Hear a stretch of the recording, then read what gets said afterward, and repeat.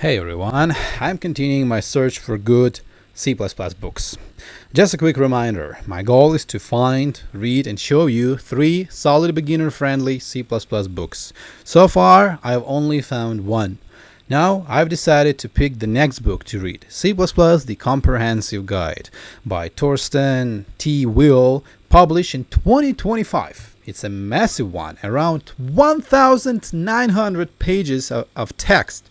But I noticed that the formatting is kind of clunky and the font is pretty large, so it might actually be a pretty quick read despite the size.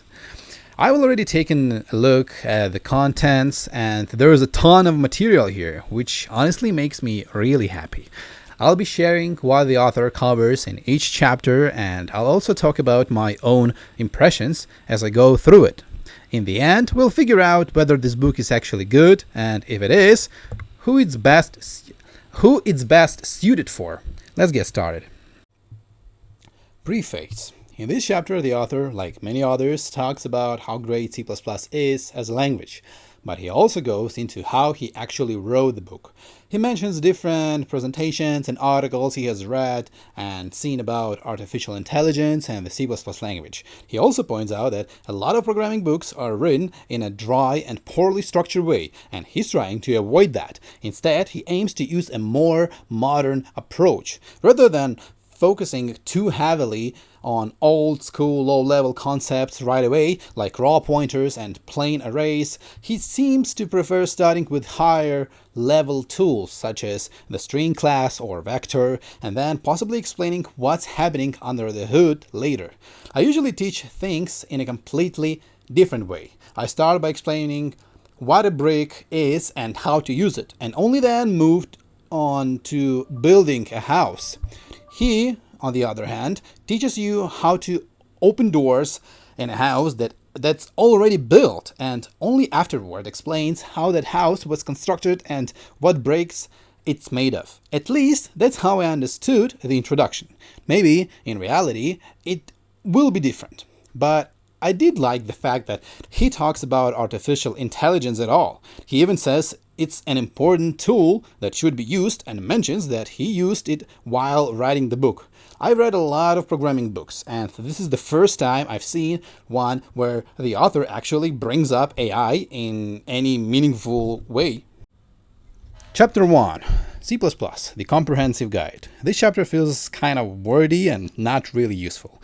The author mostly just talks about what his book is made of, explains terminology, and describes different parts that will appear throughout the book and how they're structured.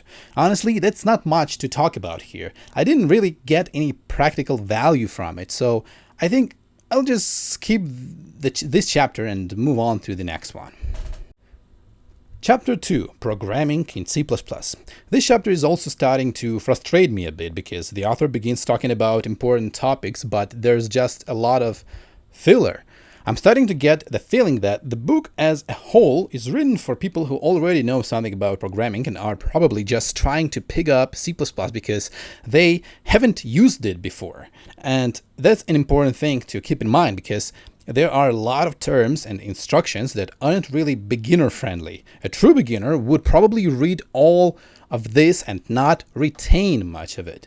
That said, you do eventually start to understand what a compiler is, what an IDE is, and what kinds of IDEs exist. The author even goes into more detail about different compilers, where to download them, how to use them, and how to build a program on different operating systems with step-by-step instructions. But what surprised me is that the first program he shows is a Fibonacci calculation, and instead of really walking through the code first, he immediately starts talking about the complexity of calculating Fibonacci. Like, why? We haven't even learned how to properly work with Visual Studio yet, and we're already diving into algorithm complexity. Still, I did like it overall, and it's not too difficult so far. It's just somewhat confusing in structure. In the end, though, it all basically comes down to what I already covered in my second and third lessons, the compilation process and how to work with Visual Studio. Although here, there's barely any mention of Visual Studio itself. Most of it focuses on Visual Studio Code and some other IDEs, but not the main one for some reason.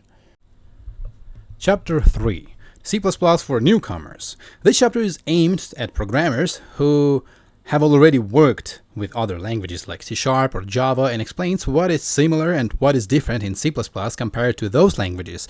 If you're a complete beginner in programming, just skip this chapter. First of all, it's short, and second, I personally only understand it because I already know C++. This chapter is really designed for people who come from languages like C# or Java and want to understand how C++ compares to them, what carries over, and what changes. Chapter 4. The basic building blocks of C++. Starting from this chapter, the author begins teaching everything from scratch, but there's already a serious problem. The very first example he uses to explain core C++ concepts already includes a lot of things at once: loops, if statements, variables, comments, and the question is, why introduce all of that right away? Why not start simple?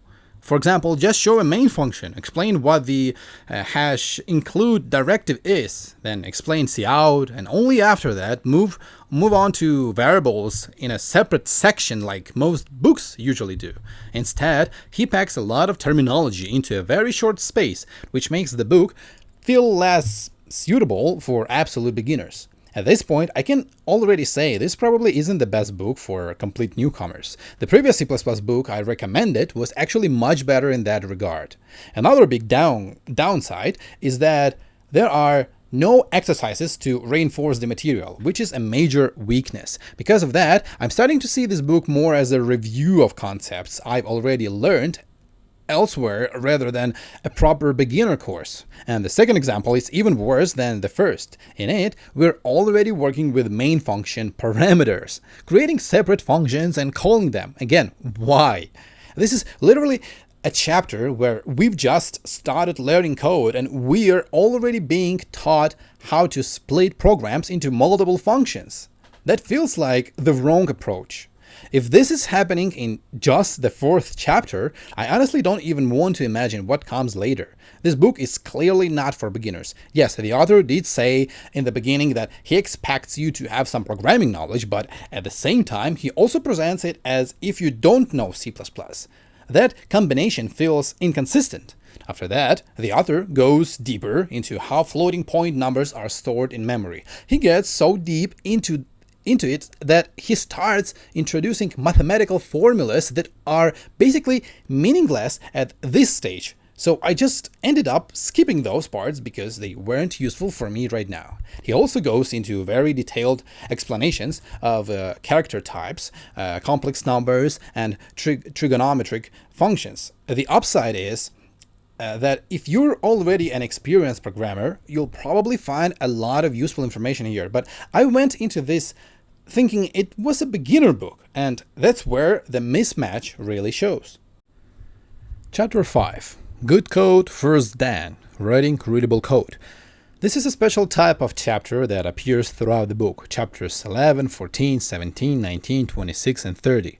In these sections, the author gives practical advice on how to use things you already learned. For example, in this chapter, he talks about recommendations for writing comments and formatting code. It's actually a pretty useful chapter, and it pleasantly surprised me. It's also quite short. Chapter 6. Higher Data Types. In this chapter, the author briefly goes over a lot of different parts of the language. He starts with std_string and std_string_view, explaining the difference between them, showing a list of their methods, and giving a few usage examples. After that, he moves on to streams such as cout, cint, cerr, and clock. In this section, he also explains what manipulators are and how to use some of them. Next comes a basic overview of containers like stdarray and stdvector, along with a simple introduction to how they work. Toward the end, he lightly touches on the similarities between pointers and C-style strings. At this point, I'm starting to change how I look at this book. I no longer see it as a beginner's first introduction to programming. It simply isn't written for that audience. Instead, I now see it more as a review book, something for revisiting concepts and picking up additional details. And from that perspective, it actually opens up differently, because there's a lot of information here, sometimes very detailed information that you don't usually find in most C++ books. What I still don't understand is why the author spends entire chapters on high-level introductions to the language instead of immediately going deeper into each concept. All of these topics are only briefly introduced here and in previous chapters, but they will later be explained in detail anyway. To me, this feels like a weak approach, where the reader ends up spending time on material that doesn't really go anywhere yet. Chapter 7. Functions. And here comes another messy chapter. There's just a huge amount of poorly structured information thrown in here. The author, while trying to explain everything related to functions, keeps jumping across different parts of C++, constantly adding things like, oh, and you can also use this with functions. For example, he brings in the noExcept keyword, even though the reader hasn't even been introduced to exceptions yet. Or he shows a list of methods from a class, while the reader still doesn't know what constructors, destructors, and virtual methods are.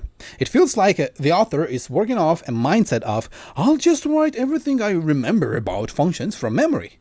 There's no real order or structure. It's just bits and pieces scattered everywhere. I didn't really learn anything new from this chapter, except that it once again confirms how poorly structured the book is in terms of teaching. I've already dropped one C++ book because of bad quality like this, and I'm starting to feel like I might end up dropping this one too after a few more chapters, because right now it just feels like a waste of my time, and yours too.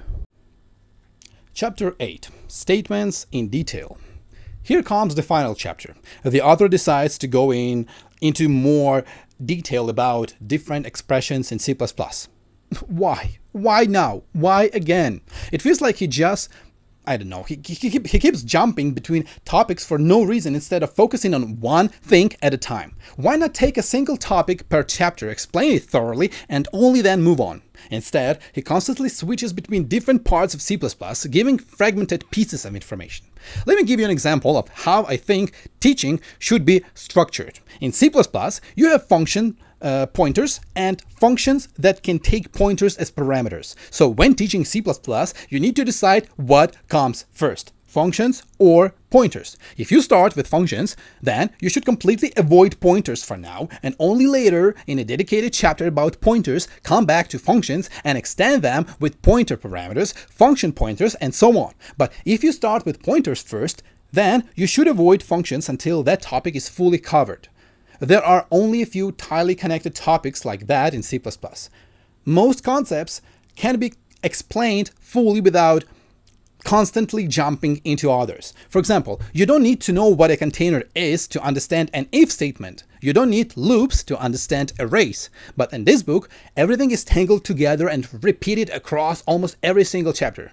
And I'm supposed to spend weeks going through all 30 chapters like this? No, I'd rather go find a different book. So here are my conclusions. This book is bad. It does contain useful information, yes, but it's buried in a huge mess of fluff, clutter, and tangled explanations. I'm not someone who enjoys digging through that kind of mess, and I wouldn't recommend it to you either. Skip this book and look for better ones. Thanks for watching. If you enjoyed the video, you can show it with a like. Let me know which C++ or programming books you liked. Maybe I'll check them out too. See you in the next review.